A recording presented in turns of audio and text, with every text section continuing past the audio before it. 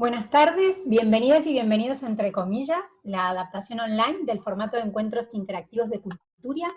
En instantes comenzaremos con nuestra primera sesión. Podrán ir dejando preguntas y comentarios en la sección que tienen debajo de la imagen, y en caso de que tengan alguna dificultad técnica, les pedimos que nos comuniquen por favor vía chat. Les informamos que esta sesión será grabada para la divulgación educativa del contenido que generemos de manera colectiva. La dinámica entre comillas promueve el diálogo y contará con algunos momentos data en el que se analizará información actual y la tendencia de opinión de los participantes.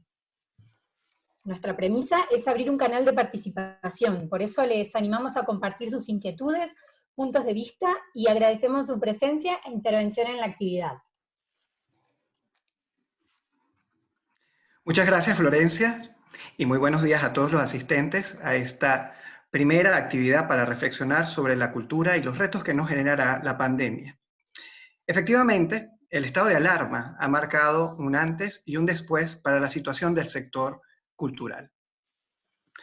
Hasta incluso el mes de febrero, el sector cultural era uno de los más dinámicos de la economía española, con un crecimiento que superaba al promedio nacional, al hacerlo en cifras próximas al 4%, llegando a representar el 3,5% del Producto Interno Bruto en 2019, lo que es equivalente a 40.000 millones de euros. El sector generaba 700.000 empleos y había logrado crear un 3,6% más de empresas respecto al 2018. Los datos sobre hábitos relacionados con la cultura también eran profundamente positivos, pues el consumo o la realización de actividades artísticas o afines venía incrementándose año a año. Y según los resultados de la encuesta de hábitos 2018-2019 del Ministerio de Cultura y Deporte, como mínimo un 65% de la población adquiría o usaba bienes y servicios culturales.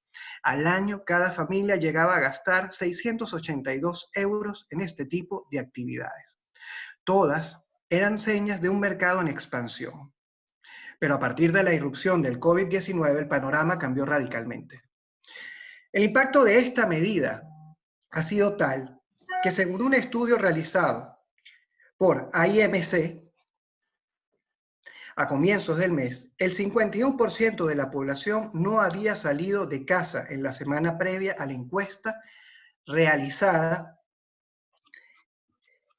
y, por lo tanto, habíamos iniciado un proceso de caída en general del mercado.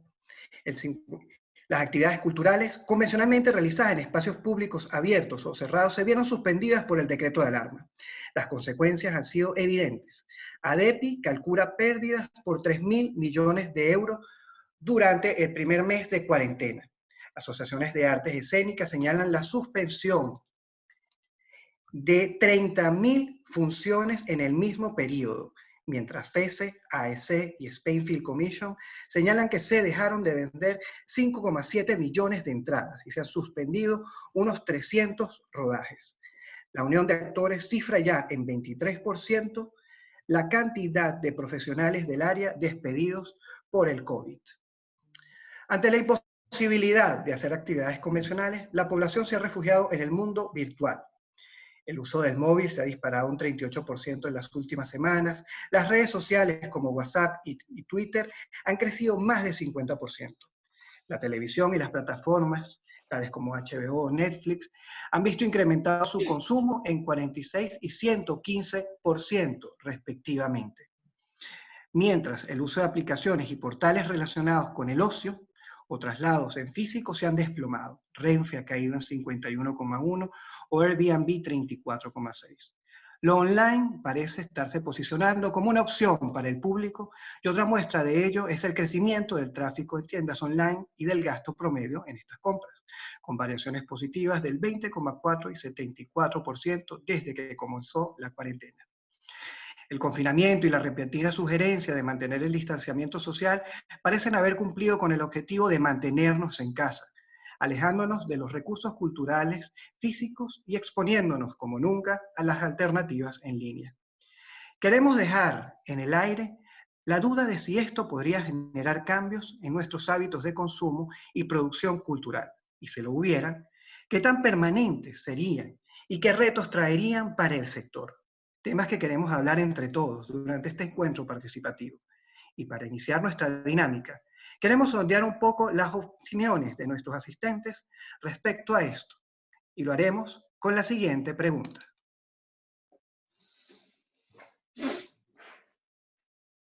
Se las leo brevemente. Si tras el confinamiento se diesen cambios de hábitos culturales, estos serían coyunturales o definitivos. Pueden votar.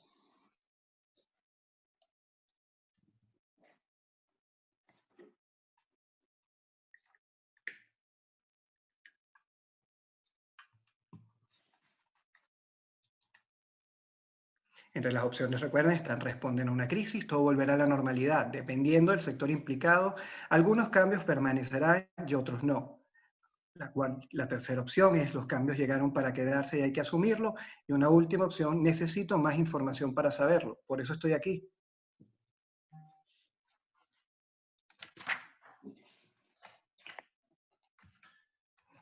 En breves minutos daremos finalizada la encuesta. Segundos.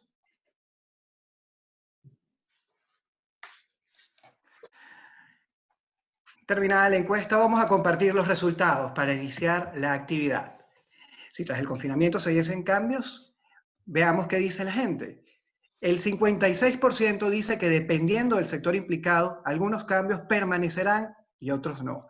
En menor medida también responden que los cambios llegaron para quedarse y hay que asumirlo, al igual que dicen que necesito más información para saberlo, por eso estoy aquí. Y en último lugar, pero también importante, 12% de los participantes señalan que responden a una crisis. Todo volverá a la normalidad. Veamos qué opiniones tienen justamente nuestros participantes en esta siguiente etapa, que es justamente la de diálogo, que queremos comenzar. No les quito más tiempo y los voy a dejar con Ramón Colón, periodista y productor audiovisual de dilatada trayectoria, que ha destacado con posiciones tales como la Dirección General de Televisión Española y gerenciales en diversas empresas de cine y televisión. Gracias, Ramón. Te damos el paso para iniciar las intervenciones. Gracias a todos ustedes por estar con nosotros. Gracias también a los participantes y a Culturia por la invitación que me han hecho para poder escuchar también y participar a la vez de cuál es la situación y cómo va a ir derivando. Es un tema que nos interesa a todos los que estamos ligados al quehacer cultural. ¿Qué es lo que pasará con nuestro sector a raíz de la crisis? ¿Cuánto tarda en formarse un hábito? Pues depende también de distintos factores, pero los estudios, pues lo que se ha llegado a documentar es que para lo que son las tareas más fáciles pueden tomar 1 mes, 2 meses, y hasta para las más complejas pueden durar 8 meses, casi 9 meses en instaurarse un hábito. Por supuesto, hay factores que facilitan o que impiden que un hábito se forme, ¿no? Y vuelvo al ejemplo de Netflix. Ahora mismo hay un control de contexto en donde aparece esa conducta. O sea, básicamente tenemos una audiencia que está confinada. Entonces, por lo tanto, claro, Netflix ha aumentado, si ya había antes un uso de Netflix, ahora ha aumentado y de hecho creo, si no me equivoco, según lo que dijo antes Alex, 115%, ¿no? Luego, también se pueden poner barreras para que se instaure un hábito, como por ejemplo yo puedo decidir no me suscribo a Netflix, ¿no? Pero luego, si una vez que estoy suscrita a Netflix, o sea, tienen también herramientas para reducir esas barreras, que es, por ejemplo, cuando tú terminas de ver un capítulo, no han pasado, o sea, en 5 segundos ya te quieren poner el próximo capítulo, con lo cual entras en ese bucle como de consumo. O sea, que son bastante hábiles. Por supuesto, luego estaba leyendo la encuesta sobre hábitos de consumo y por supuesto que hay otras barreras para el consumo cultural, como por ejemplo el desinterés, o sea, gente que la falta de formación, ¿no? O sea, no voy a ver una exposición de arte contemporáneo porque no sé de qué va. O la falta de dinero también, que es muy importante y por eso no me suscribo o no voy a una función de teatro, etcétera, ¿no? Ahora, luego, la otra parte que también quería comentar brevemente sobre como las repercusiones del confinamiento, del distanciamiento social, ¿no? Sí, tienen una repercusión negativa sobre la salud, pero no voy a entrar ahí, no lo voy a detallar, pero sí que tiene una repercusión sobre la salud y en efectos psicológicos, emocionales, físicos, ¿no? y algunos que también son positivos. Pero bueno, mi hipótesis es que yo creo que es una situación que es temporal, una situación de crisis, ¿no? Donde habrá que hacer unos reajustes y unas readaptaciones. Tardará X meses, ¿no? Hasta que se consiga una cura o un tratamiento. Y bueno, por supuesto, algunas cosas permanecerán igual y otras no, como ocurre en toda crisis. Y creo que es primordial en estos tiempos precisamente la gestión de la incertidumbre. Hay muchísima incertidumbre sobre todo, sobre el virus sobre todo. Y ahora, y por supuesto que tampoco es fácil para mí, o sea, eso no es fácil la gestión de la incertidumbre. Algunas cosas que ayudan, pues, bueno, no es fácil, ¿por qué? Porque precisamente nos saca de nuestra zona de confort, nos saca de lo habitual, ¿no? De lo que estamos habituados. Entonces, ¿qué podemos hacer? Centrarnos en lo que sí podemos controlar, pedir ayuda, aprender nuevas habilidades, entre otras. Y luego, también que hay una gran variabilidad en la conducta humana, pero que yo no dudo que vamos a permanecer en contacto, que vamos a volver a recuperar los espacios, el contacto, la calle.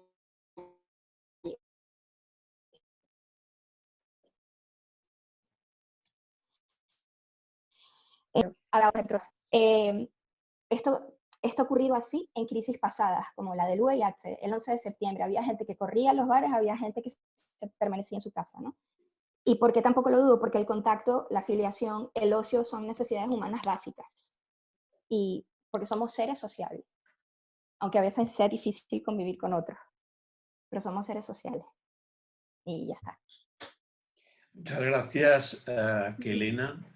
Me ha parecido muy interesante la explicación que has dado sobre lo que son hábitos, lo que no son hábitos, y te agradezco mucho tus reflexiones. Luego, una vez estén presentados todos los invitados, volveremos a discutir sobre esos términos. Por supuesto. Tengo el gusto de presentarles ahora a Aldo Ruiz. Es periodista, es crítico teatral, tiene más de 20 años de trayectoria, ha trabajado en prensa, en radio, en televisión, en internet. Desde hace 7 años es editor del blog El Teatrero.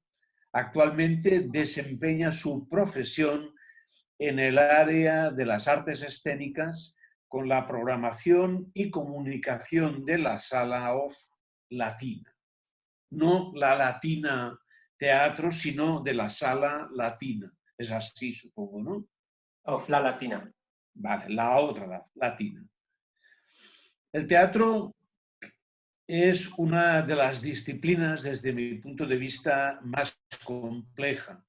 La emoción, el directo, la expresión inmediata son parte de lo que caracteriza al teatro como manifestación artística. No obstante, esa opción presencial parece que va a quedar muy limitada luego del confinamiento. Por otro lado, durante la cuarentena hemos consumido más su versión en diferido, en formato digital, y no son pocos los que indican que algo falta. ¿Qué crees que sucederá con los teatros? ¿De qué manera se comunicarán? ¿Qué contenidos ofrecerá? Y si reforzarán la participación del público, quizás a través de actividades online. Todo eso da para unas respuestas tan amplias que yo, y termino mi intervención en este caso, es que ante las limitaciones, los cambios de hábitos y el coronavirus, será necesario redefinir lo que es la cuarta pared. Pues buenas tardes a todos. A ver, el sector teatral, a ver, es uno de los que va a ser mayor damnificados en esta situación. Como tú decías antes, la clave del teatro es esa magia que se establece en el directo, cada función es diferente, las miradas de los espectadores cómplices, esa magia inevitablemente se va a perder en el método de modo online. Entonces, sí que es cierto que el teatro necesitaba una evolución. ¿Se puede acercar de otros medios al público? Sería entrar un poco en el terreno de la especulación. Se podría, sí que se puede, pero habría que cambiar los códigos, habría que técnicamente dotar a las salas de esos medios para que se establezca ese vínculo online con el espectador. Pero claro, entramos en el terreno del miedo y del pánico. Y ahora mismo, cuando se abra el confinamiento, podemos ver el caso de China, que nos lleva 2 meses de adelanto. Allí, por ejemplo, los teatros todavía no están abiertos, ni los cines, porque hay mucho pánico generalizado. E incluso las salas, que no hablo de todo tipo de salas, teatros grandes, salas, que están ya hablando de posibles fechas de reapertura. Si se habla, por ejemplo, de septiembre, ya los propios empresarios de las salas, los dueños de las salas pequeñas, se preguntan qué va a ocurrir, porque lo mismo abren las salas en septiembre, pero no hay público, porque la gente ahora mismo, eso sí que es muy importante, el trabajo de los psicólogos, es el miedo y el pánico social, que eso es inevitable. Entonces hay gente que ya te dice que en medios cerrados pues no se va a meter. ¿Cómo se podría acercar al público el teatro por medio online? Pues creo que eso es otro debate que ahora podemos profundizar, pero creo que es un medio más complicado, sobre todo cuando estamos en casa, que vemos cine, vemos series por otras plataformas. Pues igual se podría plantear hacer una plataforma de teatro online con directos, con grabaciones, con grandes espectáculos, con monólogos. Igual se podría hacer, pero para eso tendrían que también los teatros y las salas audiovisualmente tendrían que introducir esos nuevos códigos. Si quieres, luego seguimos hablando de todos estos temas. Correcto. Solamente quiero hacerte una pregunta. ¿El teatro existe sin público? El teatro es muy difícil que subsista sin público, Ramón. Por lo menos bajo mi punto de vista. Yo llevo viendo teatro desde pequeño y siempre lo que me enganchó al teatro respecto a otras artes, pues es precisamente pues ese directo, esa magia que se crea, que a lo mejor se puede hacer sin público de manera virtual, pero ya sería otro tipo de medio, no sería exactamente teatro, sería teatro, no lo sé, teatro para visualizarse, es otro tipo de medio. El teatro como tal, yo creo que sin público para mí no existe. Teatro igual a contacto con el público en la sala, por decirlo de algún modo, y lo vamos a dejar aquí. Gracias por todos estos aportes y nos vamos ahora a hablar del teatro al cine. Tenemos a Jara Yáñez. Hola, Jara. Ella es crítica y programadora de cine, licenciada en Historia del Arte, redactora y crítica de la revista Caimán, Cuadernos de Cine, profesora en el Máster de Crítica de Cine de la ECAM, autora de diversos libros sobre el audiovisual, forma parte de los comités de los equipos de Documenta Madrid, del Festival de Alcalá, entre otras muchas colaboraciones. Jara, el cine lleva ya un tiempo con dos tendencias: plataformas online en ascenso y retroceso de las salas convencionales de proyección. ¿Crees que hay cambios en el público, aparte de la exhibición? ¿Saldrán fortalecidas las plataformas?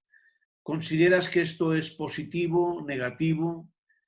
¿Se acelerará la historia, como algunos analistas han afirmado? Bueno, pues muchas gracias, Ramón. ¿Cuántas preguntas? Gracias también a Culturia por la organización de este encuentro. Solo una cosa, porque no formo parte del equipo de Documenta, formé parte de los años anteriores, ¿vale? Solo por aclarar esa cuestión. Aclarado queda. Rápidamente.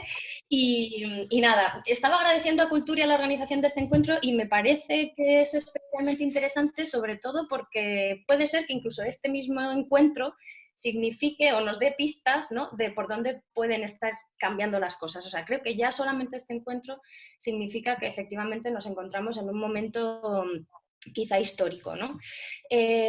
Bueno, un poco como todos, pretendo aquí simplemente lanzar más ideas o pinceladas al aire que conclusiones cerradas sobre las que, bueno, no me siento capaz ahora mismo de avanzar, ¿no?, o de llegar a ellas, y además creo que es mucho más interesante eso, abrir la discusión. Lo decía Ramón, no creo que haya una única respuesta, tampoco creo que lo haya con respecto al cine, pero sí creo que, por ejemplo, bueno, escuchando, ¿no?, la reflexión sobre el teatro, el cine, yo creo que es cierto que lleva una cierta ventaja o al menos un recorrido ya hecho, ¿no? Pero me gustaría empezar por contaros un dato que me parece revelador, aunque es prácticamente una anécdota, pero yo creo que es curioso, y es que el COVID-19 ha cerrado los cines por primera vez en la historia de la industria del cine en España.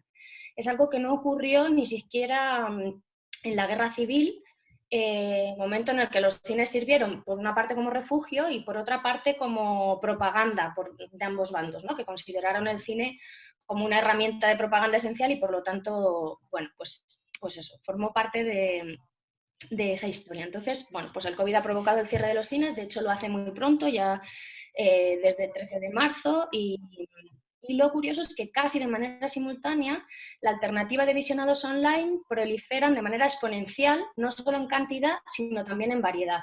Y en esto no estoy hablando de momento sobre las plataformas, sino sobre iniciativas culturales altruistas, desinteresadas, muchas de ellas gratuitas, que poblaron la red. Instituciones públicas y privadas, asociaciones culturales, cinetecas, filmotecas, festivales, incluso cineastas particulares tiraron de imaginación y creatividad y pusieron a disposición, por ejemplo, cineastas particulares, pusieron a disposición parte de su filmografía en abierto en determinadas plataformas. Las Filmoteca Española mantiene aún un programa de ciclos a través de Filmin. La Casa Encendida o el Instituto Francés han llevado a la red buena parte de su programación audiovisual. Los festivales tardaron un poquito más, los que estaban ahí en esas fechas, muchos de ellos se cancelaron, pero el Festival de Cine de Autor de Barcelona, empieza este 30 de abril próximo con su programación completa online. No han renunciado ni a un ciclo ni a una retrospectiva y lo han llevado todo a la red, igual que Docs Barcelona, el Festival Internacional de Cine Documental, que se celebra del 20 al 30 de mayo y que ha anunciado ya que se celebrará en las mismas condiciones, solo que online. Esto para mí yo creo que es un indicador de la tremenda capacidad de adaptación que el audiovisual tiene en estos momentos y que por lo tanto demuestra que muchas de las actividades de visionado son perfectamente trasladables a la red. Sin embargo, donde realmente se mueve la industria, y aquí me refiero a lo monetario, a lo económico, es donde también yo creo que se generan más incógnitas y donde la cosa no es tan fácil, ¿no?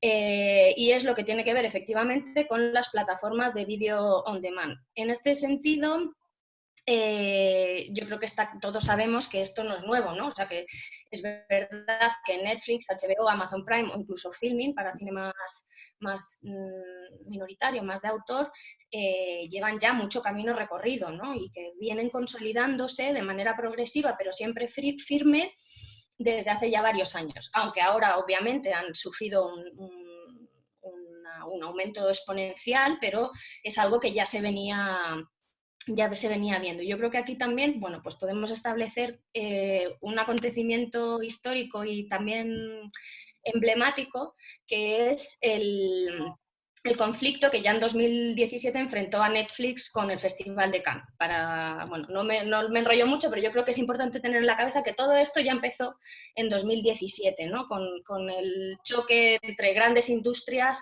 peleando por ocupar un lugar, ¿no?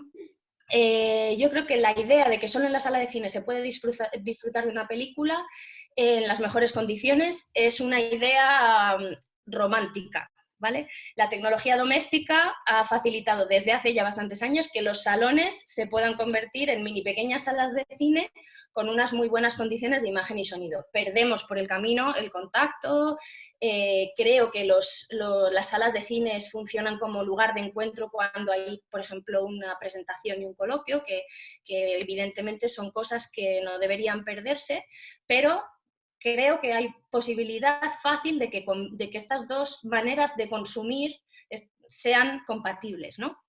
Y creo que aquí solo lanzo una idea que creo que podremos discutir, es una cuestión generacional también. Escucharemos después, yo creo, a algunas participantes en el coloquio más jóvenes que estoy segura que tienen una visión mucho más avanzada con respecto a esto, ¿no? Yo creo que, bueno, que tienen también algo de generacional.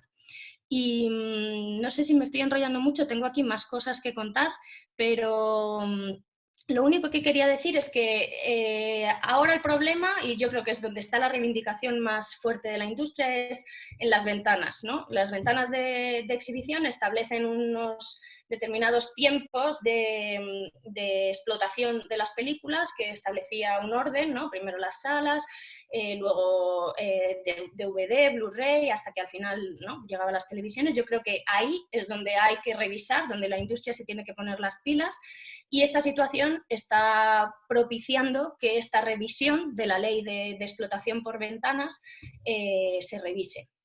Lo dejo aquí y ya...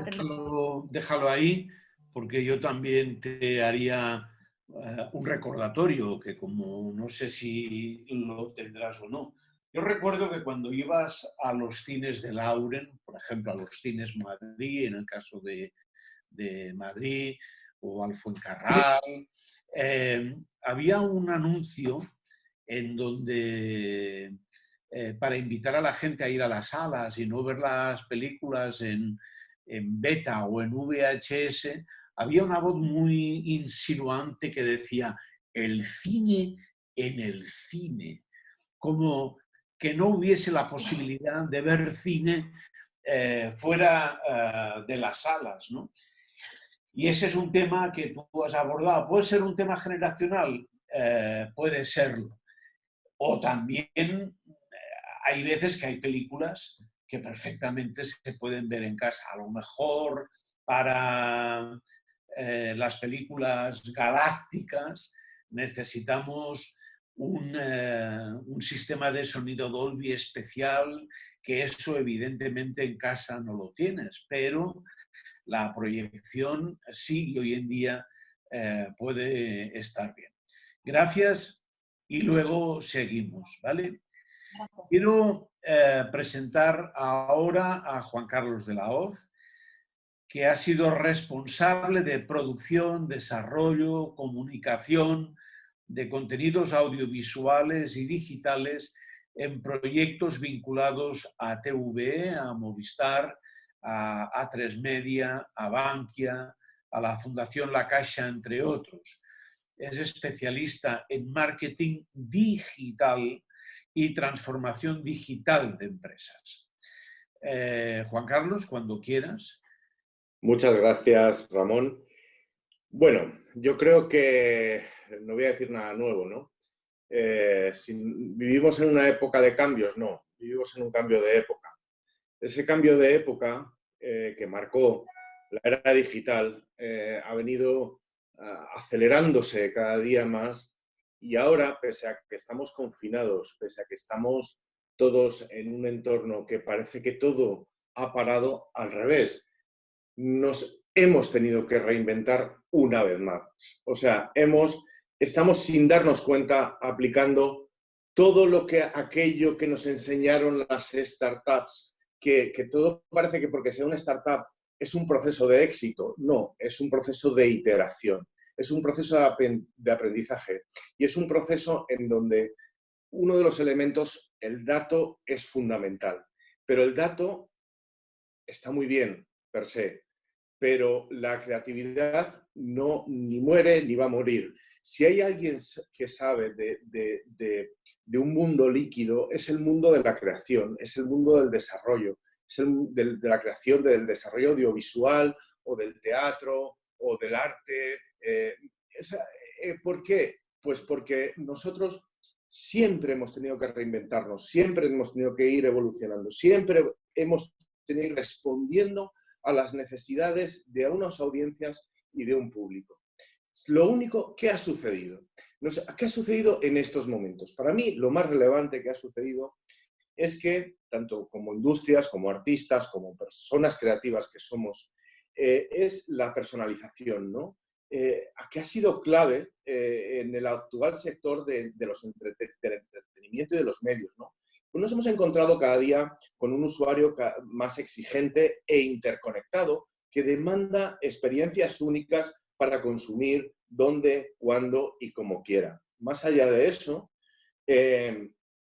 la experiencia personalizada, ser capaces de llegar a los gustos de la gente a través del Big Data, de la exigencia en la creatividad. No producimos, aprendemos ya a no producir para un número de audiencia que sea de miles o de millones, sino para las personas que hay al otro lado de la pantalla.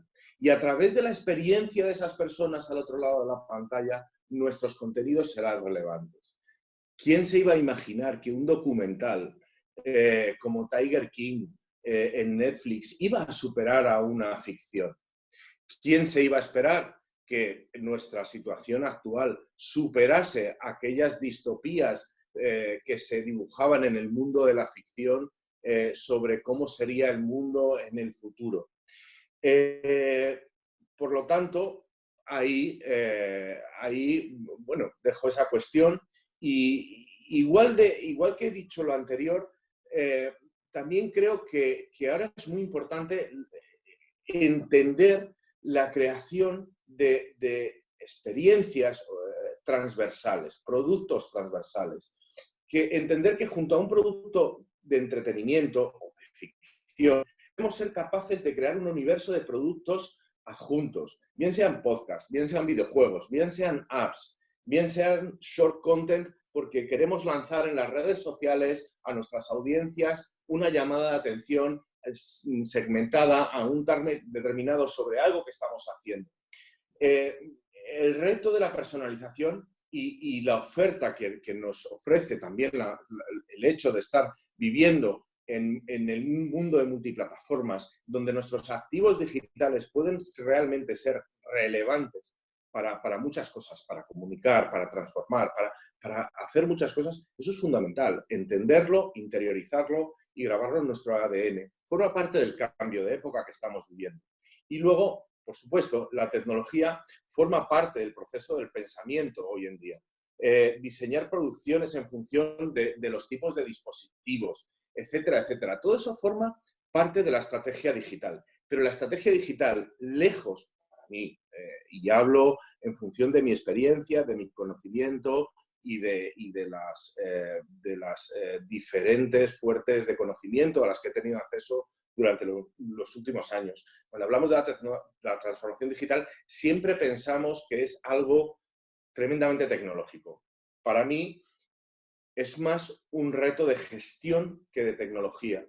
El diseño organizacional, el diseño de cómo vamos a hacer las cosas a partir de ahora, es la nueva ventaja competitiva, con la finalidad de aumentar, por supuesto, la productividad, las operaciones, incrementar los cash flows de las empresas, la innovación, por lo tanto, en nuestra forma de pensar, en nuestra forma de actuar, en nuestra forma de emprender, ¿vale? Eso es lo que nos va a dar valor y, por supuesto, es lo que nos van a traer las innovaciones disruptivas. ¿Quién iba a pensar que Airbnb, una empresa poderosísima que alcanzó todo el sector del turismo, iba a pasarlas tan canutas como las está pasando hoy con el sector hotelero, turismo? Pues ahí están. Y también tienen que reinventarse, no somos el único sector, somos un sector en donde evidentemente siempre hemos sentido que hemos estado más lejos del cariño de instituciones, de cuidados que otros sectores, pero esto nos afecta a todos y yo creo que a través de la disrupción y de la colaboración y de la generación de una nueva modo de pensamiento de cómo desarrollar nuestras empresas, de cómo desarrollar nuestras áreas de negocio y de cómo desarrollar, por supuesto, nuestra creatividad, eso es lo que va a dar un punto de inflexión a partir de aquí hacia lo que venga hacia adelante. Gracias, Juan Carlos. Muchas gracias, Juan Carlos, por tu intervención. Me parece francamente interesante y que además ha abierto unas puertas que luego intentaremos hablar en el debate. Vamos ahora, o quiero ahora dar paso a Ana Sara Soberón, que es pintora, que es artista plástica, es licenciada en Bellas Artes, diplomada en Artes Gráficas, centra su obra artística en la disciplina pictórica, buscando una pincelada suelta y fresca, a veces abstracta, explorando la figura humana y actitudes esenciales inherentes a ella, también al paisaje. Tiene con gran proyección y que ha empezado el proceso de digitalización de su obra. Buenas tardes, Ana. Hemos visto cómo estas semanas diferentes centros de arte han aprovechado para utilizar sus recursos digitales, así como los catálogos o las visitas virtuales. Esto permite una aproximación del arte a través de la pantalla y es un campo en el que tienes experiencia por la digitalización de tu obra. Sin embargo, esa experiencia es tan completa, tan positiva, como la de recorrer los pasillos de las galerías y de los museos. ¿Qué puede aportar lo digital frente al libro clásico de arte y por qué aún no se ha dado ese paso? Gracias, Ramón. Buenas tardes a todos.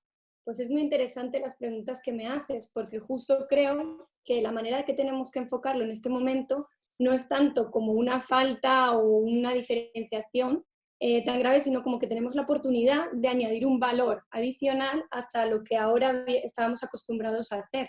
Es cierto que poco puede competir con ir a un museo o a una galería y ver en directo una obra que casi la puedes tocar.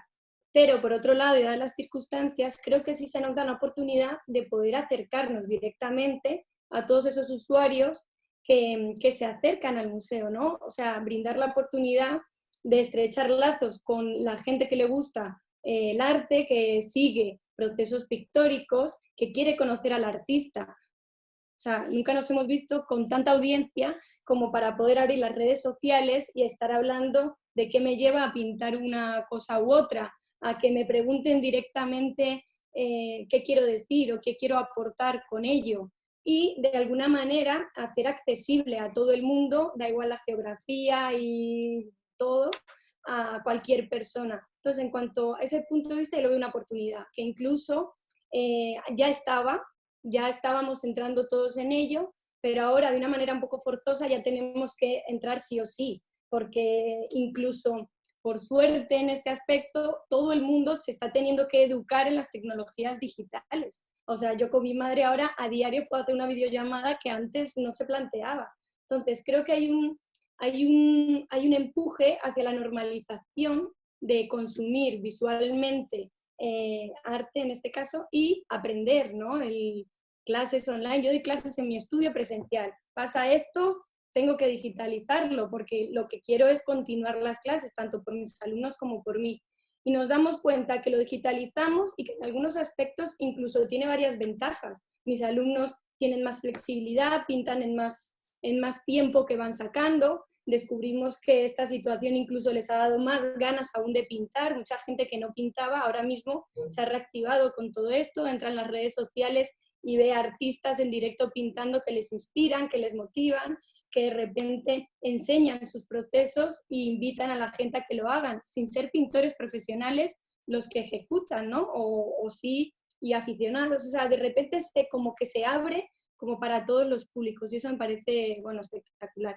Luego he visto sinergias entre artistas que alucino. O sea, el artista está acostumbrado a trabajar hasta cierto punto porque siempre ha habido colaboraciones, pero en la individualidad de su estudio y de repente entras y ves a artistas entre sí hablando, opinando, compartiendo información, haciéndose entrevistas a ellos mismos, interpretando artistas pues, consagrados de otras épocas. O sea, de repente hay pues eso, un acercamiento en el que de repente todo el mundo puede acceder, ¿no? Y directamente preguntar. Pues mismamente lo que decía Jara, estamos aquí, la gente puede entrar y preguntarnos directamente. Pues imagínate a un artista, a alguien que sigues, que admiras, preguntar sobre técnicas, sobre sus conceptos, sobre lo que quiere desarrollar, lo que busca. Creo que nunca nos hemos visto tan accesibles, tanto, por ejemplo, yo con mi audiencia que les gusta lo que hago, como ellos conmigo o con cualquier otro artista. Ya todos estamos en Internet. Está muy bien visto, lo vamos a dejar ahí para luego retomarlo en la tertulia, y me gustaría presentar ahora a Sonia Demet-Cubillana. Sonia es consultora de innovación en barrabés.biz y responsable de ecosistema startup en La Nave. Apasionada de la innovación, cuenta con 7 años de experiencia trabajando con startups a través de la mentorización, la validez de productos, desarrollando negocio o intercambiando iniciativas. Todos los sectores, disciplinas, ámbitos han tenido que recurrir a los recursos digitales y en línea para continuar su cometido, lo que también ha favorecido, como nos contaba antes Ana Sara Soberón, ha favorecido la génesis de nuevas oportunidades y negocios digitales. Pero ¿tiene esta nueva forma de producción y de consumo alguna limitación? Por ejemplo, en el caso de transmitir cultura, educación, o incluso en el factor de la socialización. Hola Ramón, hola a todos. Sí, es cierto que vamos a cambiar un poco la interacción con el público. Y bueno, la pregunta de qué va a pasar es algo que nos hacemos todos, con las startups de La Nave que vienen de diferentes ámbitos. Nos ha pasado lo mismo. Hay gente que ha tenido que parar sus proyectos, volver a pensar qué está ocurriendo, cómo va a ser su cliente y volver a dar la vuelta al negocio. Pero a mí me parece que es un momento emocionante también. Quitando todo lo negativo que hay mucho, pero es un momento muy emocionante a nivel de la innovación porque vamos a ver cosas increíbles en poco tiempo. El que tú ahora puedas consumir el sector cultural desde tu casa era algo que pasaba, pero no pasaba tanto. Y para vosotros es muy interesante porque gente que decía que la cultura no era para ellos, que o no consumía museos o no consumía teatro, en fin, está empezando a acercarse a la cultura. Y eso es abrir cuota de mercado. También nos da una voz fortísima porque todos hemos recurrido a la cultura ahora que estamos en casa y que tenemos mucho tiempo libre. Eso quiere decir que la gente quiere cultura, pero quizá hay que modificar ciertos aspectos. Y uno de ellos, y lo veníamos hablando todos, es el miedo.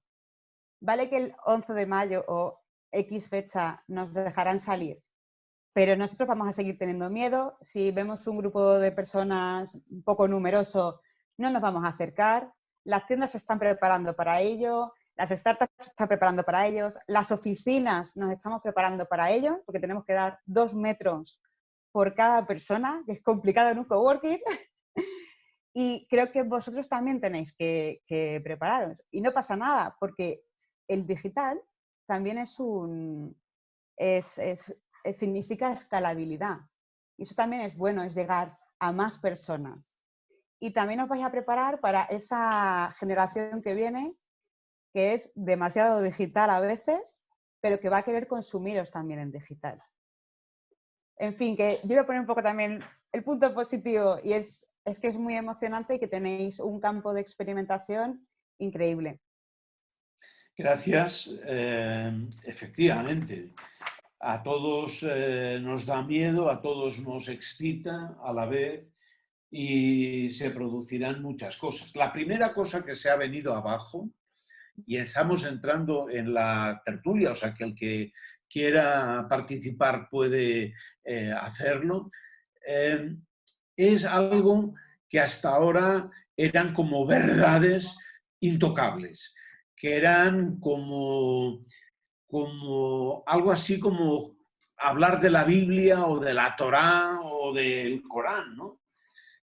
No se podía tocar de eso. La cultura audiovisual siempre era un rollo, no había que hacerlo, no tenía respuesta por parte del espectador. Luego, al final, se demuestra pues, que sí, que hay veces que algunos debates o algunos temas son más populares y a la gente le interesan. ¿Creéis que este es el momento para echar abajo muchas de las verdades que se han dicho hasta ahora? Adelante, Juan Carlos. ¿Estás en mute, Juan Carlos? Sí. Vamos a pedirle a todos intervenciones cortitas, justamente, y para después iniciar justamente el intercambio con preguntas, ¿vale? Dos cosas.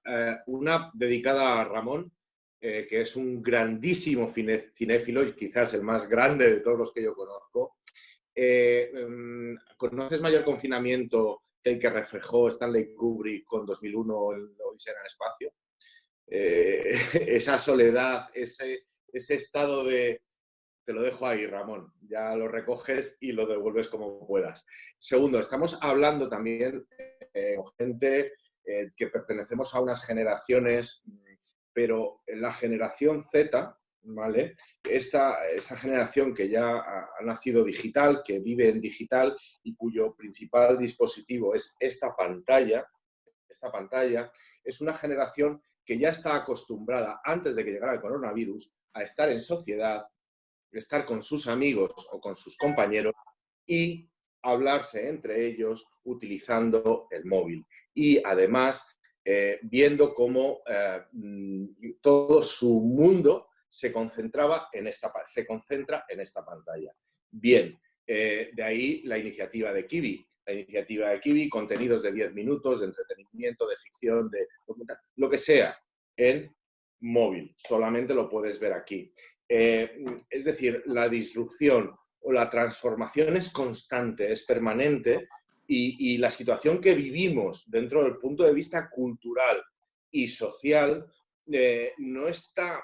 o sea, el COVID, desde luego, va a tener que forzar la respuesta de instituciones, de creativos, de muchas fuentes para mejorar y posicionarse mejor. Pero yo insisto en que cada generación tiene un lenguaje y el digital ha sido una palanca que ha evolucionado o ha transformado de alguna forma la forma en la que nos comunicamos, la forma en que nos relacionamos, pero también la forma en que consumimos el entretenimiento. Gracias. Prefiero no pensar la soledad del espacio, me da pavor solamente de recordarlo. Y sobre cinefilia está Jara, que yo creo que ve más películas que yo, o sea que es así. No. Bueno, vamos a ver. Se nos ha caído ya una cosa, y es el tema de los formatos.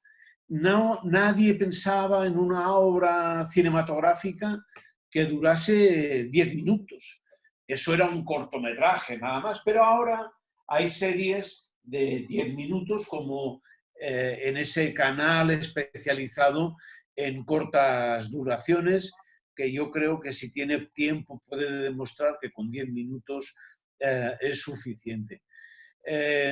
A mí me gustaría hablar de eso, tanto en el cine como en el teatro. Los formatos se van a caer, vamos a tener otras posibilidades de contar con más cosas o no. Jara. Ahora, nada, una intervención muy breve, pero solo porque con respecto a los formatos, que por supuesto me parece, bueno, nada, están marcados por la industria, ¿no? La hora y media de duración estándar de una película es una cuestión que tiene que ver con la necesidad de organizar los pases y por lo tanto toda esta nueva variación de de tipos de consumo, efectivamente yo creo que favorece ya desde hace tiempo la ruptura de ese estándar, ¿no? Y afortunadamente, porque muchas, ¿no? ¿Cuántas películas hemos visto que duraban más de lo que probablemente su historia requería? Y también al revés, cuántas igual con más tiempo se hubieran desarrollado mejor. Yo creo que esto ya está ocurriendo incluso en la gran industria, o sea, las películas están haciéndose cada vez más largas. Yo creo que hay una cierta tendencia en el cine americano a esto. Y ya lo último, me parece muy curioso cómo a nivel audiovisual muchas de las grandes revoluciones estéticas y formales vienen del mundo del videoclip.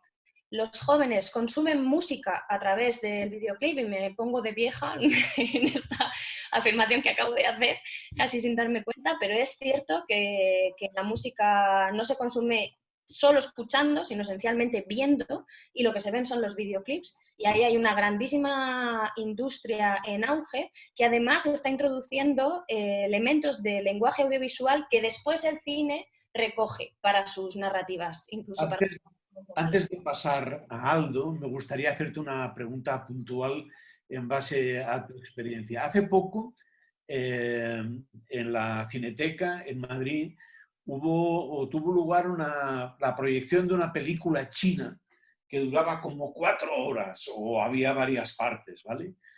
El público acude normalmente, se cansa, se va o no es indiferente.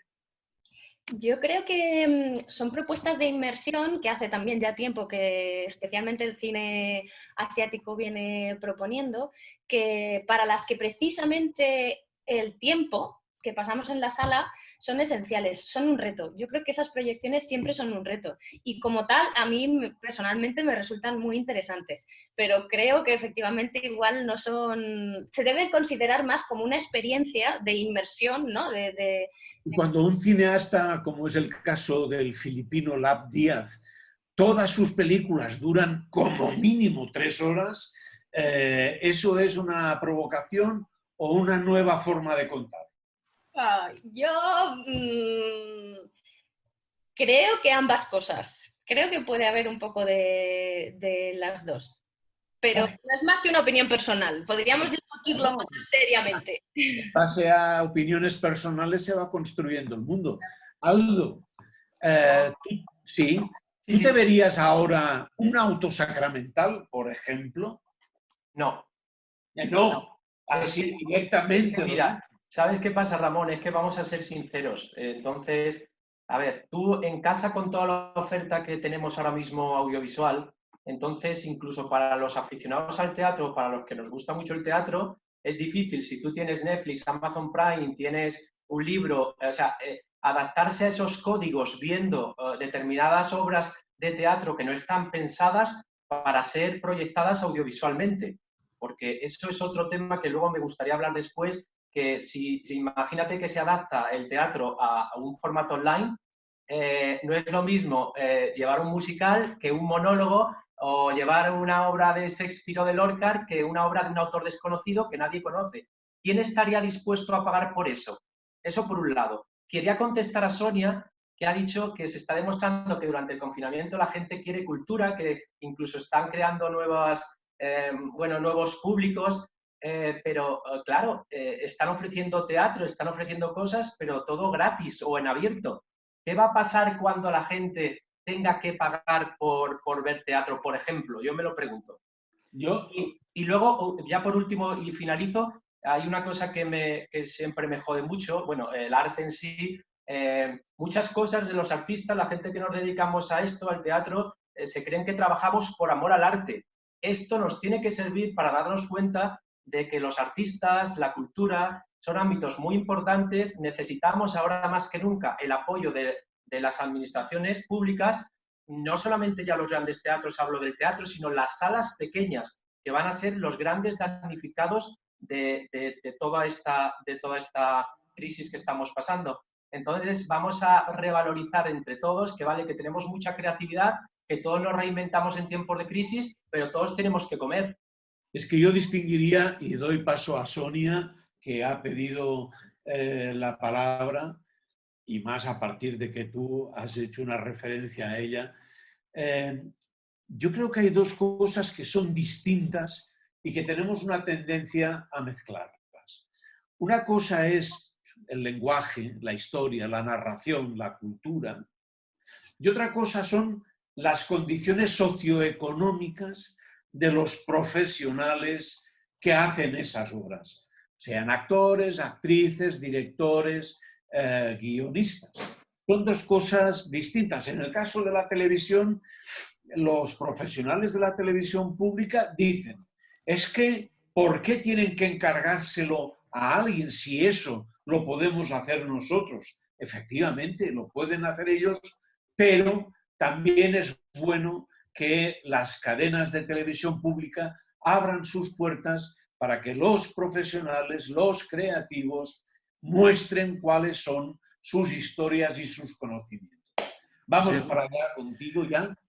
Antes de darle la palabra, Sonia, antes de darle un momento la palabra, quiero decir que varias de las preguntas sean el público, varias de las preguntas que ustedes están mencionando las está haciendo justamente los participantes y han salido justamente en el buzón de preguntas online que hemos abierto, que después justamente de Sonia vamos a comentarlas un poco para seguir alimentando este debate que ya veo que se está poniendo cada vez más interesante. Así que, disculpa, Sonia, y seguimos aquí hablando. Gracias. Aldo, estoy de acuerdo contigo. Tú no puedes ir a comprar 1 kilo de manzanas diciendo que has compartido 3 teatros gratis hoy. Eso está... Eso de acuerdísimo. Yo a mis startups les digo lo mismo. Ellos crean algo y se lo digo. Oye, tú tienes que comer también, ¿no? Es algo que es nuevo, que nadie te conoce, no saben de qué va tu producto y nadie te lo quiere comprar. O sea, todo el mundo llega a un momento en el que o los da gratis o no encuentras clientes. Pero bueno, hay muchos modelos freemium, ¿no? Ya estáis dando la parte free, ya estáis captando a la gente. Es verdad que a veces es increíble la cantidad de oferta que hay que no sabes ya ni qué coger. Pero sí que vamos a valorar muchísimo la calidad. Lo primero es entrar, acostumbrarme a ver un tipo de contenido, acostumbrarme quizá a ver teatro online, ¿vale? Que empiece a gustarme, que vea la experiencia y luego voy a decir, vale, y esto es este dinero. Y empezar a cobrar por ello. Porque además, si no te pagan, no es tu cliente y tú no deberías adaptarte a lo que esa persona quiere, porque realmente no le está dando valor monetario, no quiere invertir o no quiere hacer ningún esfuerzo por ti. Cambios de formato. Cualquier experimento que queráis hacer, podéis hacer pequeñas píldoras de alguna película, de alguna obra de teatro, así un poco más con experimentos y ver quién es capaz de pagar por ello. Si no hay nadie, pues parece que ese formato no aporta valor o no le dan valor. Pero podéis seguir probando. Y es ahora, cuando está todo el mundo en casa, que se consume mucho digital, cuando podéis probar más, ¿vale? Simplemente porque están más tiempo en casa y pueden ver más experimentos. Eso me recuerda a mí, voy a Jara enseguida, que ha levantado también la mano. Me recuerda a esas experimentaciones como, por ejemplo, lo del microteatro por dinero, ¿no? Que son funciones que duran 15 minutos, 20 minutos, la gente entra, se toma una copa, lo que sea. Pero claro, cuando un grupo de teatro, un productor quiere hacer un Lope de Vega o quiere hacer una obra clásica de las de Grecia, evidentemente eso no cabe en 10 minutos, podría hacerse de otro modo. Y hay un punto que afecta al cine, que afecta al teatro, a la música, y yo no sé si también al arte, que es los lugares, ¿vale? Las reglamentaciones que establecen los ayuntamientos y las autoridades de seguridad para las salas, sean de teatro o de cine, son tan complejas y tan cuadradas que nos llevan a un sitio que hace que sea imposible volver a hacer un cine. Voy a poner un ejemplo que me viene a la cabeza. Recuerdo que el constructor de los cines Alphaville en Madrid, que ahora se llaman Golem, me contó que el ayuntamiento le imponía un parking con un determinado número de coches para satisfacer las necesidades de aparcamiento. Pero no a él solo, sino que a una parroquia cercana, una iglesia católica, que quería también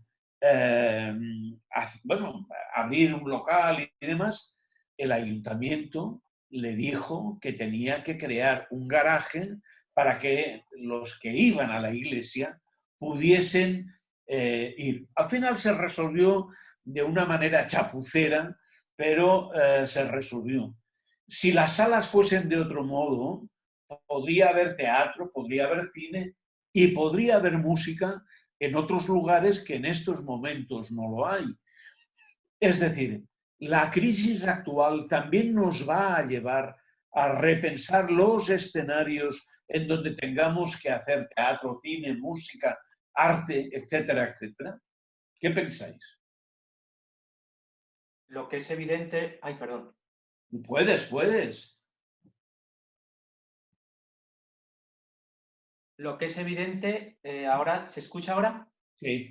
Es que los números no salen cuando se reabran las salas, ¿a cuánto se van a abrir? Hablo de los teatros. Pues ya se está a un tercio del aforo otra vez como con la última semana, a la mitad del aforo. Eso no es rentable, pero no es rentable ni para El Rey León ni para una gran producción en la Gran Vía. Y fijaros, para una sala pequeña, ojo, que en una sala pequeña además, que muchas veces tienen multiprogramación, tienes 80 espectadores. ¿Qué tienes que hacer? Dejas una función, pero porque, claro, por las cosas de que tienes por la contaminación, tienes que desinfectar y todo esto, claro, no se puede hacer una obra a las 8 y otras a las 10 de la noche. Y luego, un tercio caben 23 personas. ¿Qué hacemos con 23 personas? Entonces, sí creo que se tienen que redefinir todo eso, pero mientras tanto, Ramón, insisto en que las ayudas para el sector, por lo menos para el teatro, yo me reivindico aquí en el teatro, es que son fundamentales, por lo menos en el próximo año, porque si no es que va a haber muchísimas familias, y no hablo solo de los actores, los técnicos, los acomodadores, los programadores, toda esa gente, ¿de qué va a vivir?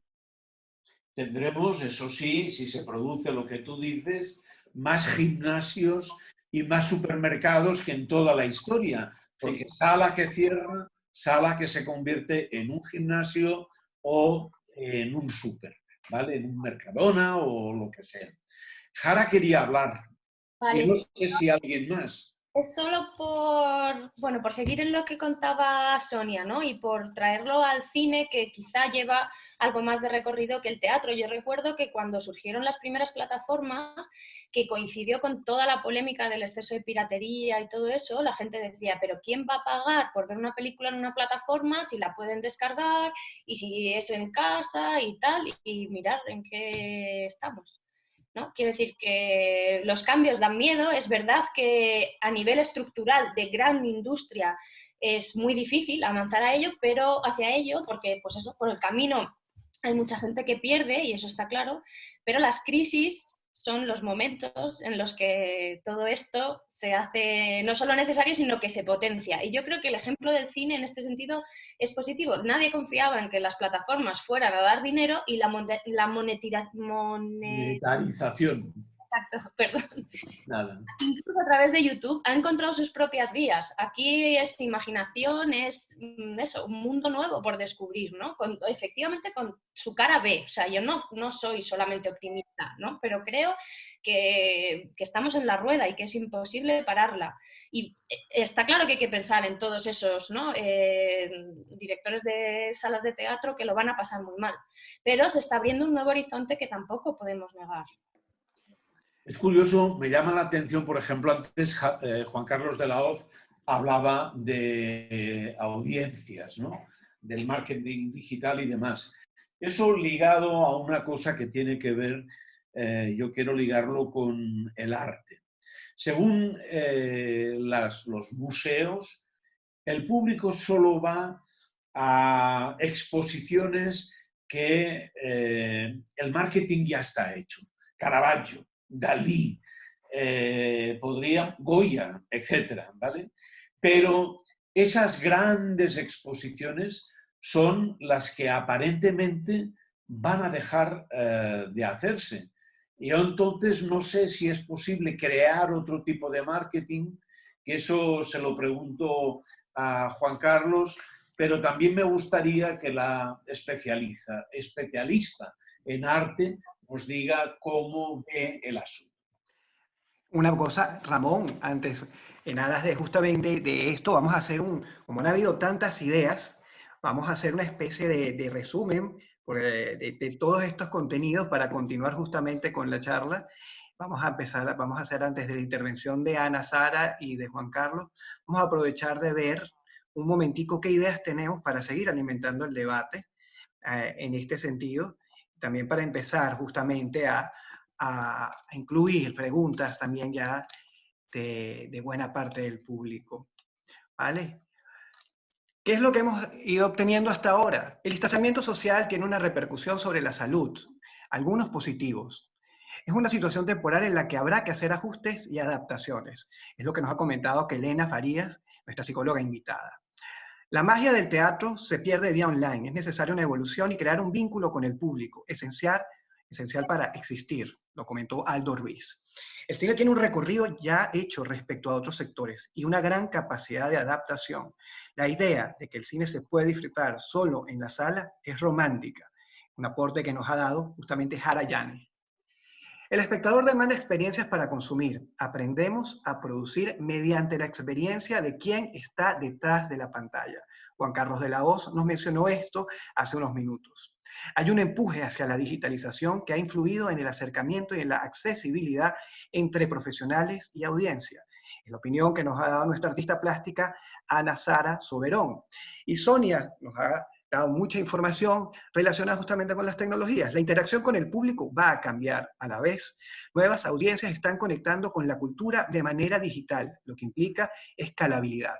Y Ramón, quiero completar que en el buzón virtual que abrimos el día lunes para que la gente pudiera de alguna manera hacer sus preguntas o hacer comentarios al respecto del tema, hubo un tema que quiero rescatar en este sentido, que era un poco, por ejemplo, y que pudiera ayudarnos quizás también que Elena, que tiene que ver con el tema de cómo vamos a salir a la calle, este tema de cómo enfrentamos este miedo a salir, a retomar el espacio público, y si a lo mejor esa gente que es valiente y que asume la salida, tiene algún papel incluso como vanguardia. Eso es un comentario que nos llegaron a hacer también por el buzón virtual y que traigo a colación, porque podría ayudar un poco también en el desarrollo del debate. Me parece muy bien. No sé si tendremos tiempo para todo, pero vamos a intentarlo. Juan Carlos, empieza si quieres tú y luego hablamos con nuestra responsable, con Ana Sara Soberón, sobre arte.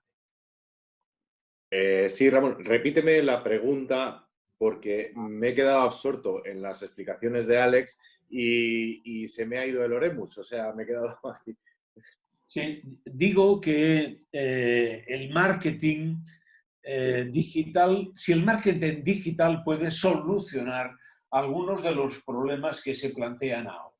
Los directores de museos, yo ponía el ejemplo concreto de los grandes nombres del arte, ¿vale? Y el marketing digital per se es un conjunto de herramientas, sobre todo de datos y de interpretación de esos datos a través de diferentes algoritmos. Voy a poner un ejemplo que es de marketing digital, Netflix. Posiblemente de todas las plataformas que tengáis contratadas, la que más os llame la atención o la que al final acabéis viendo algún contenido puede ser por Netflix.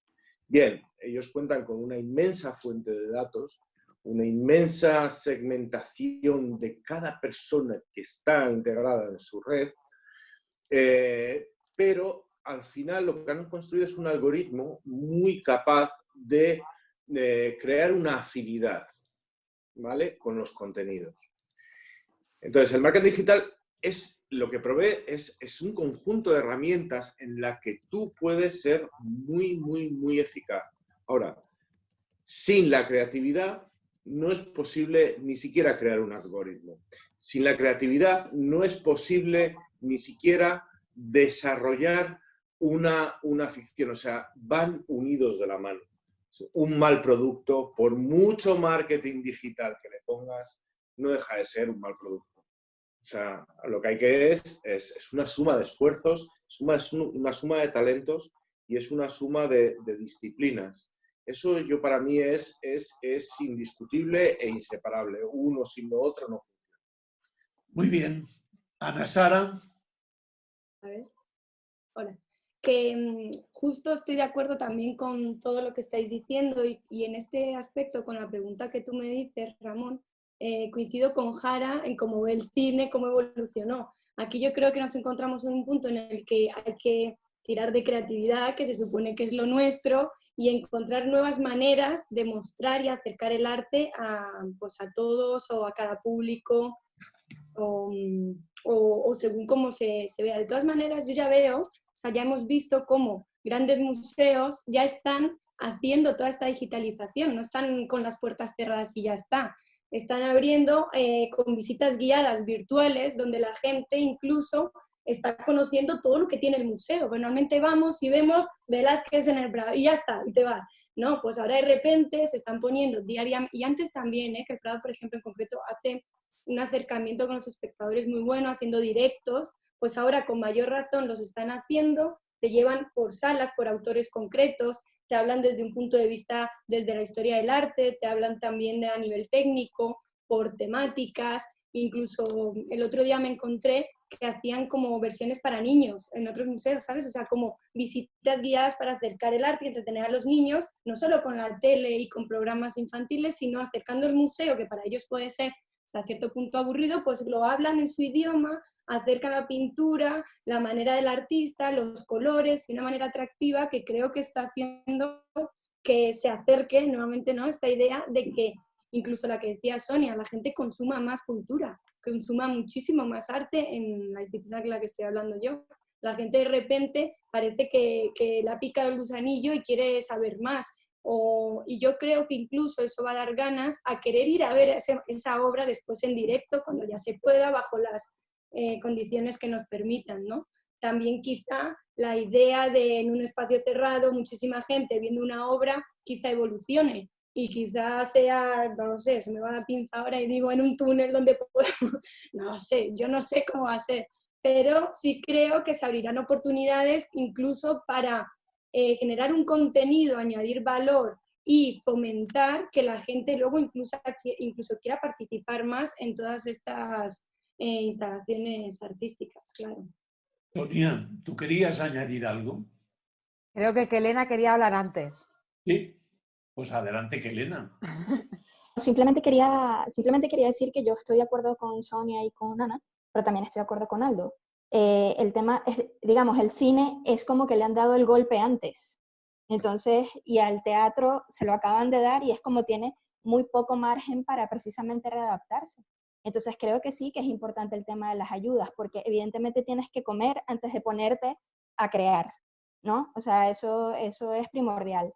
Y entonces, pero sí, evidentemente puede ser, como toda crisis, puede ser una oportunidad también, ¿no? La cosa es también, ¿hay algún tipo de resistencia al cambio?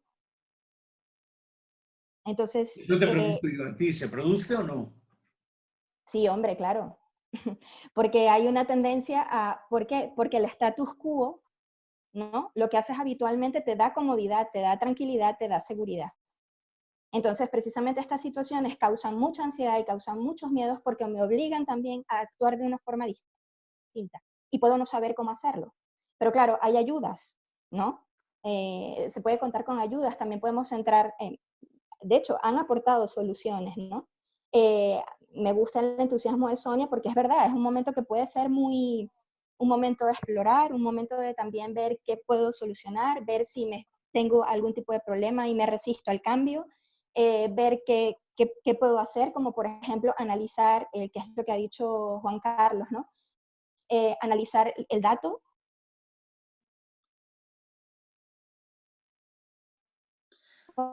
Se ha quedado la imagen congelada.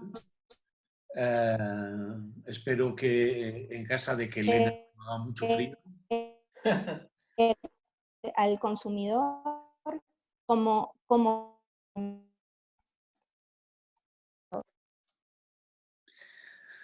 Ay, nos hemos quedado. Si quiere hablar Sonia y luego volvemos a intentar recuperar a Elena. Estas son La las magia cosas del del en vivo. digital, sí.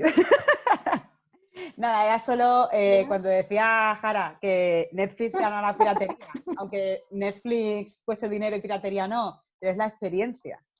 Es que le doy a un botón y tengo la película. No tengo que estar buscando, me bajo algo que no es, vuelvo a bajármela, esto no es, y pasa con todo.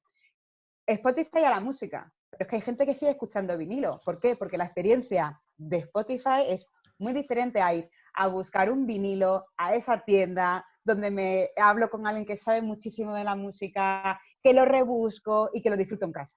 Es muy diferente. Entonces también la idea es esa, ¿no? Es no cómo competir o decir que nos está ganando el mercado, sino qué experiencia puedo dar para que sigan consumiendo, porque el cine, las palomitas, la Coca-Cola, todo oscuro, eso es increíble también. Elena está, creo que ya ha vuelto, sí, y luego Jara. Sí, quería añadir con lo que ha dicho Sonia, es que pues, no tienen por qué competir, o sea, es decir, se pueden dar ambas, ¿no? O sea, no tiene por qué, si hay una, entonces ya automáticamente se elimina la otra. De hecho, hay un concepto que me parece interesante que es la de la efervescencia colectiva. Que eso, por ejemplo, que en el teatro, o en teatro o cualquier evento público, ¿no? O sea, cuando tú estás disfrutando de un evento en grupo, pues eso, precisamente el estar en grupo magnifica esas sensaciones.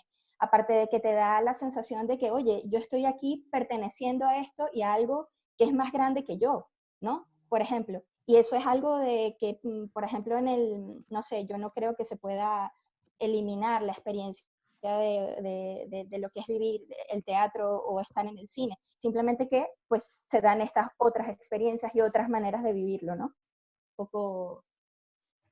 Muy bien. Jara. Ya está. Sí, nada, también porque vi en el chat una pregunta y me daba miedo que se me malentendiera cuando no, que no abogo o no doy por hecho la desaparición de la experiencia en la sala del cine, sino que creo que lo he dicho antes, creo que es posible, y así lo deseo, que convivan, ¿no?, las alternativas. Y estoy con Sonia en que en esa convivencia hay un reto con respecto a las nuevas alternativas, ¿no?, que es prueba y error, o sea, pues lo explicaba ella muy bien, hay cosas que funcionan y cosas que no, y efectivamente Netflix dio en el punto clave y triunfó, ¿no? Entendió cómo podía ganar a la piratería. Pero creo que es eso, tenemos como dos retos, por un lado el de los nuevos mecanismos y por otro el de el cambio estructural de hacia dónde la manera tradicional puede seguir sobreviviendo. Y en esto sí que me gustaría hacer una respuesta ya de paso al ministro de Cultura y sus declaraciones en estos tiempos, ¿no?, y reivindicar la cultura como bien de primera necesidad, ahora más que nunca demostrada, ¿no? Efectivamente consumimos, o sea, necesitamos por nuestra salud mental la cultura, y a donde todos en confinamiento hemos ido es a la cultura. Entonces reivindicar su valor y reivindicar la necesidad de un compromiso institucional, económico al máximo nivel, ¿no? Bueno, solo para... Las 7:20. Si quieres, Ramón, vamos en aras del tiempo, ¿te parece si abrimos el buzón de preguntas? Lo que iba a hacer Muy en bien. este momento. Yo te traspaso la comunicación y para que demos paso a las preguntas que nos han llegado para que participen también los espectadores. Voy a decir... Sí, dinos.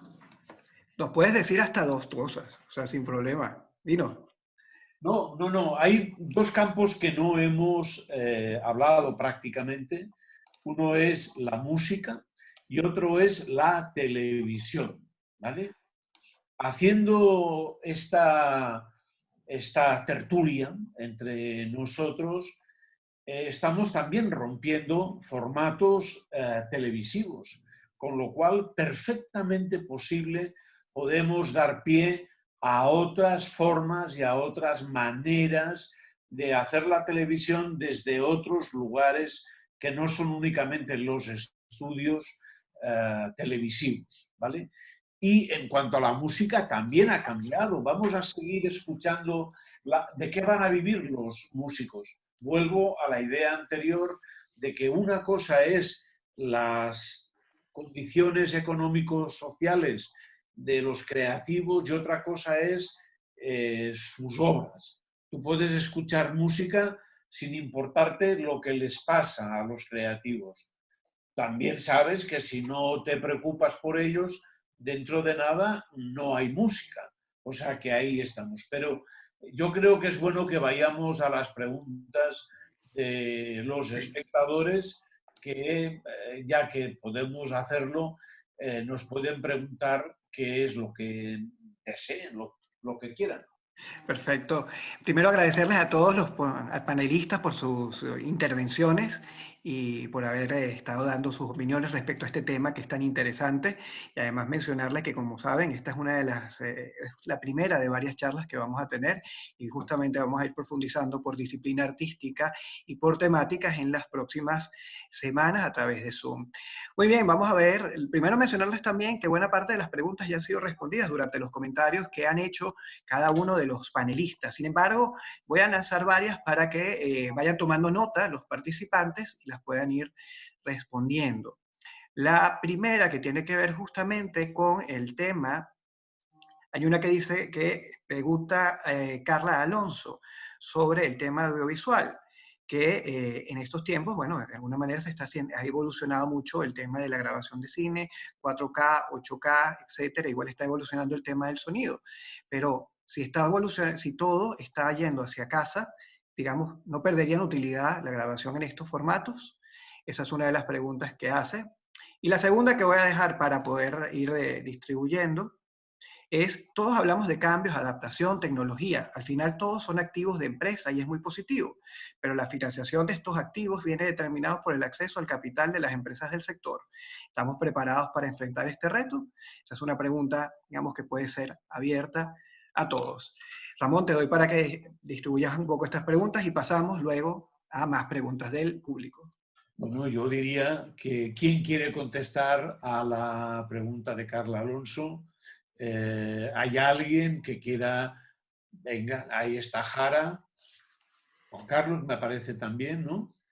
Venga, Jara, primero. Nada, me atrevo aunque no soy, o sea, no controlo demasiado, es ver todas tantas especificaciones técnicas, lo reconozco, pero bueno, creo que las tecnologías de producción van siempre mucho más avanzadas que las de proyección. Entonces, que incluso hay en muchos cines en los que no podemos disfrutar realmente de toda la potencialidad del archivo original, porque ni siquiera los cines, ¿no? Todo este problema de readaptación continua de los sistemas de proyección hace que ni siquiera los cines a veces lleguen a eso. No quiero eso, otra vez, no quiero que esto parezca que abogo porque todos veamos el cine en casa, pero bueno, creo que esto es también otro de los temas que nos llevaría a una larguísima discusión, que es el que tiene que ver con el avance tan rápido de la tecnología, que a nivel, ¿no?, de actualización de las propias salas es otro debate aparte. Esta mañana he leído una noticia que en Estados Unidos van a ampliar el Wi-Fi, la banda, para que sea mucho más rápida, mucho más veloz y de mucha más calidad. Con lo cual, eso trabaja a favor de las obras digitales y de que podamos ver en casa, tener un apéndice. Yo no sé si te acuerdas de la versión cinematográfica de Fahrenheit 451 que hizo Truffaut, en donde en una casa, en un domicilio particular, encima de la chimenea del hogar había una enorme pantalla permanentemente encendida y en la que permanentemente iban saliendo imágenes. También a lo mejor es que estamos llegando a esa situación, a ese estatus que escribió Ray Bradbury y que Truffaut cogió en la película. Tengo amigos que tienen la televisión encendida todo el día de fondo. O sea que... Voy a dar un detalle que yo no conocía, pero me hizo mucha gracia. ¿Y puedo intervenir en esta Sí, cuestión? 30 segundos y termino. Me contaron los Taviani que habían estado en casa de Spielberg. Y yo dije, ¿y cómo es la casa? Y me dijo, bueno, pues es una casa de rico, grande, enorme, tal. ¿Y qué te llamó la atención? Y me dijo que en la habitación Scorsese tenía televisores permanentemente encendidos y que dormía con todas las pantallas vomitando imágenes y que él cuando se despertaba veía esas imágenes. De hecho, Ahora, quería decir pantallas, o sea, no es que consuman televisión, sino que... No, me parece... Si puedo intervenir A Claro. ver, Ramón, para mí de Fahrenheit 451, para mí lo mejor la banda sonora. Pero sobre todo, hablando un poco de la tecnología y de las experiencias, no nos olvidemos que ha habido una gran batalla previa al COVID. Ahora la batalla es contra el COVID, hay que vencerlo, pero la anterior fue la del 5G. China con Huawei y Estados Unidos también con su tecnología.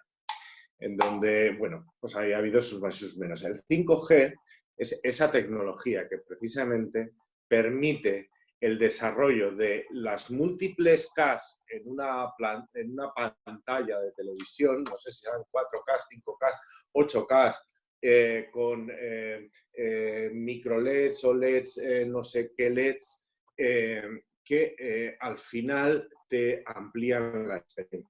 ¿Eso significa que la sala de cine ha muerto? Pues yo quiero pensar que no. Y bueno, todos los que tenéis experiencia en lo que es la parte de psicología somos seres sociales. Y por supuesto nos gusta encontrar un lugar donde estar, donde encontrarnos.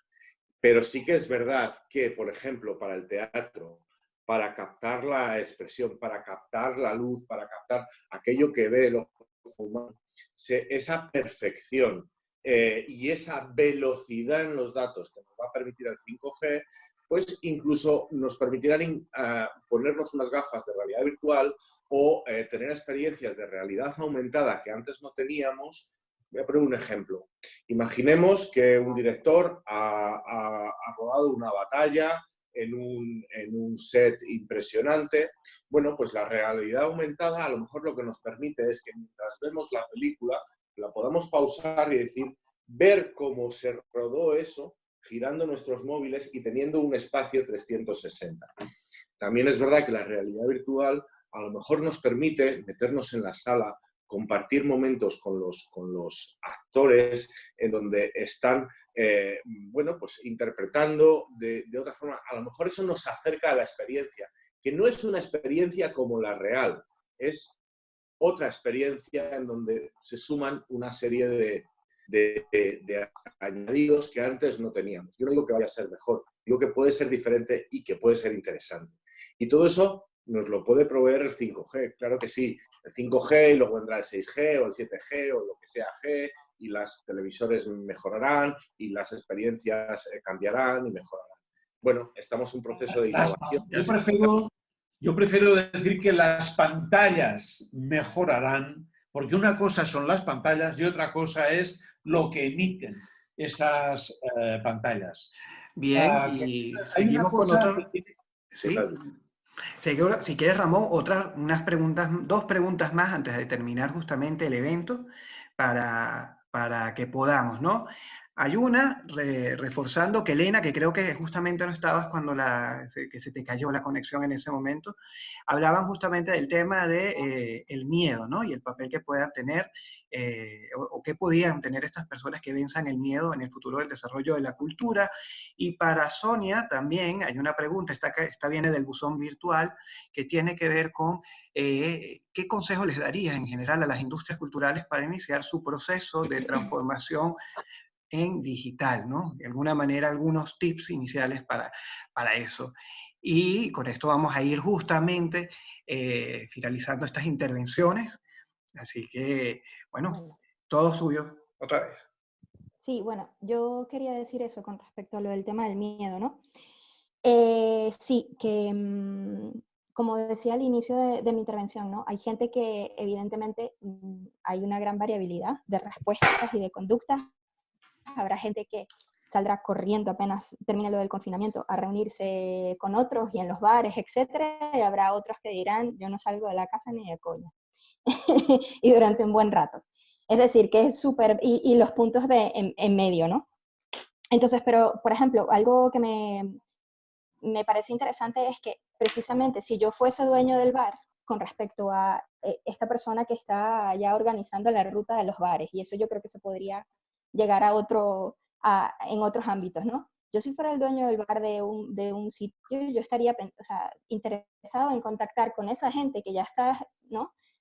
Organizando esa ruta, es decir, y esto está relacionado con lo que dijo Ana, ¿no? Lo que es interactuar con la audiencia, abrirse, interactuar con los otros, ¿no? Y es como utilizar esa gente que va a salir de primero, ¿no? Como para, y quizás eso pueda traer también que otras personas pues le digan, bueno, esto de repente no está tan terrible, y se sumen, ¿no? No, y luego otro apunte, es que, bueno, o sea, lamentablemente con el tema del miedo, la única alternativa si se quiere superar, o sea, el miedo es una respuesta muy natural y de hecho creo que puede enseñarnos bastantes cosas y alertarnos y ayudarnos, pero lamentablemente con el tema del miedo la única manera es afrontarlo. Y sé que es difícil porque a mí también me cuesta, quiero decir, nos cuesta a todos, pero es la única manera de superarlo, es lo que es el afrontamiento. Ahora, por supuesto, se puede afrontar de muchas cosas y uno de ellos es poco a poco, ¿no? Se van haciendo pruebas, se van tomando ciertas medidas, ¿no? O sea, evidentemente saldremos primero con mascarilla, luego se usan mamparas, es decir, ya creo que ya se están tomando todas esas medidas para cuando la gente se empiece a reincorporar. Y ya luego poco a poco se irán dejando esas medidas iniciales, ¿no? A medida que ya la cosa vaya pasando, porque no tengo duda de que en algún momento pasará. ¿Cuánto tiempo va a tardar? No sé, pero, pero ¿qué pasará? Eso es todo. Y Sonia, y una pregunta más que me han puesto aquí en el buzón y que es súper importante y que quiero rescatar, es el tema de la tercera edad, justamente, ¿no? Que estamos hablando mucho de la tecnología, estamos hablando justamente sobre todo eso, y si a lo mejor el tema de la tercera edad no es un gran reto en este nuevo marco que estamos presentando de uso de el online como recurso, ¿no? Eso también para que lo respondan, no sé, Sonia, si a lo mejor nos puedes ayudar con eso. Vale, la primera del proceso de digitalización.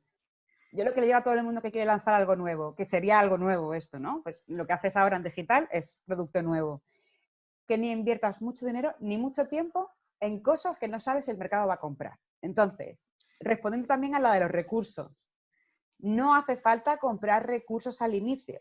Hay otras formas. Hay startups que tienen tecnologías que pueden utilizarse para el sector cultura y se pueden hacer co-creaciones con ellas y eso te hace no comprar en propiedad la tecnología y es más barato. Que observes el cliente, que es algo que siempre dice la innovación, el cliente en el centro, que mandes encuestas por redes sociales a quien te sigue, preguntando, por ejemplo, qué está consumiendo, cómo lo está consumiendo y qué quiere consumir en un futuro, teniendo en cuenta el miedo, ¿vale? Porque no voy a salir a juntarme con mucha gente alrededor. Que empieces a hacer pruebas pequeñitas, todo en prototipo, no hace falta, ya te digo, no hace falta ni inversión en dinero ni en tiempo. Ve probando a poco, ve cobrando por ello y ve viendo qué es lo que paga la gente y qué es lo que no. Y sobre tercera edad, yo ya estaba viendo bastante tecnología en tercera edad. Hay Amazon Alexa, Google Home, los IoT, pues, las pulseras, los collares, aplicaciones en el móvil. Todo eso ya venía utilizándose porque lo necesitamos, porque lo compramos nosotros para los mayores. Entonces ellos ya empezaban a interactuar y ahora, tercera edad, empieza a hacer e-commerce, que es alucinante, que yo jamás hubiese pensado que en la tercera edad empezara a comprar en e-commerce. Que hacen videoconferencias solos y todo por ver a sus nietos. O sea, la necesidad ha hecho que ellos empiecen a ver que la tecnología ni da tanto miedo ni es tan complicada. Entonces, aparte que hay informaciones contradictorias o opuestas. Por ejemplo, en el Reino Unido el grupo de edades que más entra en Internet, en las redes sociales, es precisamente la gente de más de 65 años, lo cual aquí piensan que eso es de jóvenes, cuando en todo el mundo hay otras experiencias. Hay dos preguntas en la lista que a mí me parecen vitales. Una pregunta es de Legión. Dice, ¿cómo ven ustedes la problemática sobre la libertad de expresión en redes y cómo puede afectar directamente a la libertad de creación de los artistas? Primera. Y la última pregunta que nos ha llegado es de Marc Ibáñez y dice, ¿no os preocupa un posible empobrecimiento cultural con ese trasvase de las experiencias artísticas al entorno digital? En el sentido de un contenido marcado por las nuevas realidades técnicas, o sea, un contenido limitado en su forma y espacio, pienso en los conciertos, o contenidos basados únicamente en los algoritmos de las grandes plataformas, el binge watching que promueve Netflix, por ejemplo. Dos preguntas, libertad de expresión, libertad de creación, en formato de dos de nuestros espectadores, que yo creo que todos podéis contestar o decir alguna cosa al respecto. ¿Quieres tú, ya que estás aquí en la imagen? ¿Sonia? Ah, ¿me ves a mí? Sí. Sí, cortitos todo, cortito esta Vale. última intervención. Sí, pero yo creo que hay que intentar contestarlas. Yo no creo que sea un empobrecimiento cultural, siempre va a haber personas que consuman un formato u otro, simplemente pues que también viene bien, va a haber más ingresos. Y eso siempre viene bien, porque podéis invertir más en crear contenido siempre de calidad, ¿vale? No es que el ingreso sea para crear mayor contenido, pero sí mejor contenido. O sea, ¿tú crees que no va a haber problema? Yo creo que en la parte cultural siempre hay un componente educativo, ¿vale? Es decir, depende de tus intereses, de lo que te guste, de la capacidad del esfuerzo que tengas por ver el mundo de otra manera, accederás a un tipo de contenidos u a otros. Siempre ha habido contenidos pobres en el sentido de decir que no nos aportaban nada, pero que tenían un público, y siempre ha habido contenidos muy intelectuales que a lo mejor nadie se acercaba y a otro público les fascinaba. Yo creo que tiene que haber contenidos para todos los gustos y de todas las formas. El algoritmo puede marcar muchas cosas, pero la creatividad es libre, la creatividad no tiene algoritmos. Eso es lo que nos diferencia de las máquinas y ese es nuestro gran poder. Me parece muy bien. No deberíamos poner algoritmos o imponérselos a los creativos. Sonia, ¿tú querías añadir algo más? No, gracias. Vale. Jara, yo no la veo, pero no sé si está, no está. Ana está aquí, está ahí, justamente pidiendo la palabra y vamos a dársela. Vale. Ahí tienes, Ana. Ahí la tienes. Hola, Ana. ¿Se me oye? Sí. Únicamente una pequeña observación, que es que ahí me llama la atención todavía cómo seguimos viendo todo el contenido digital como una competencia a lo presencial.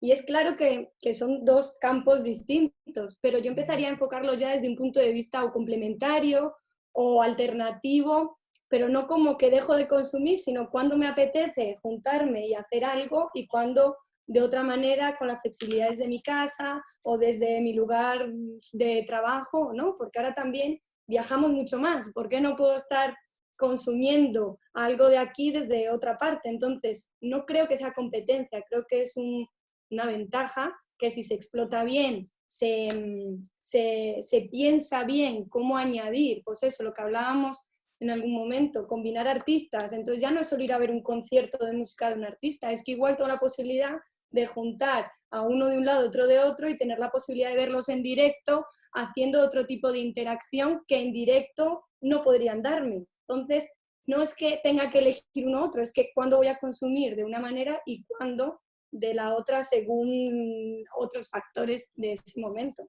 Aldo.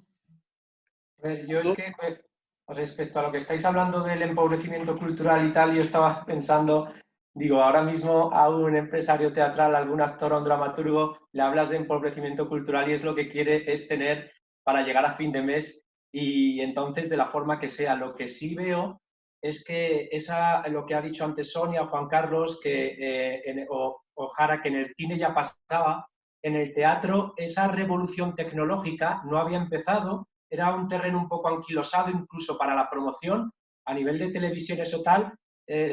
Yo que llevo 20 años trabajando en el medio de televisión, siempre cuando planteabas determinados contenidos teatrales en las reuniones, decía el director de turno, no, eso no, que no vende.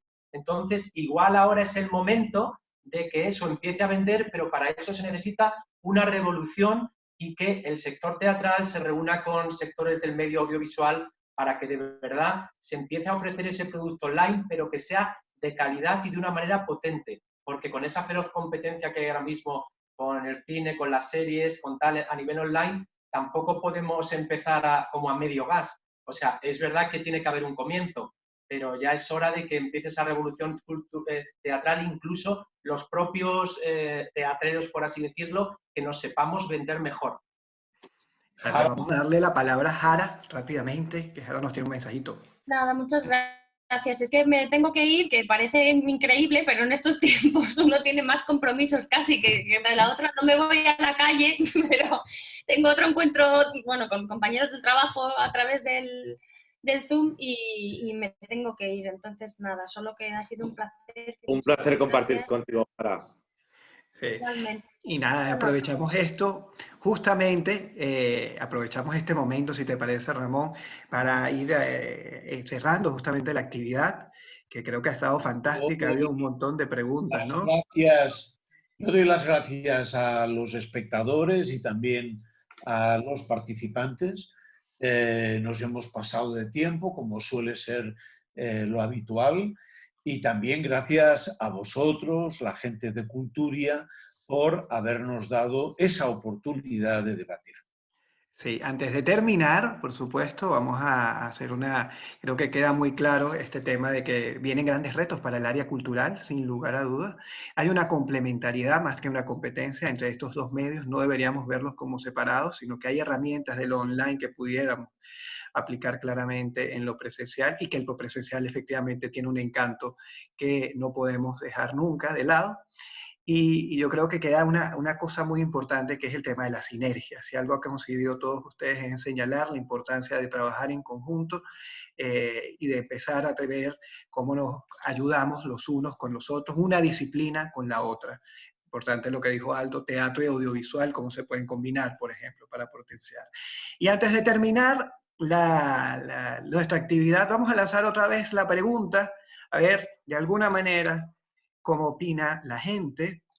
Vamos a relanzar nuestra gran pregunta de la noche. Si tras el confinamiento se diesen cambios de hábitos, ¿estos serían coyunturales o definitivos? A ver, que respondan nuestros espectadores y panelistas, a ver de qué manera tenemos. Vamos a dar este minuto justamente para ver si los cambios han llegado para quedarse, si se dependerá del sector implicado, si responden a una crisis y todo volverá a la normalidad, o si les hemos dado la suficiente información como para empezar a tenerlo un poquito más claro, que puede ser otra de las opiniones.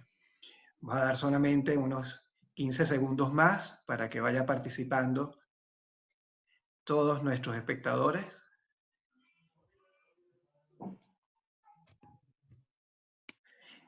Justamente ya van casi todos, están en un alto nivel de participación, es lo que podemos conseguir justamente en nuestra votación, más que en la primera, eso ya es una buena señal. Así que, muy bien, finalizamos la votación y vamos a ver los resultados que tenemos.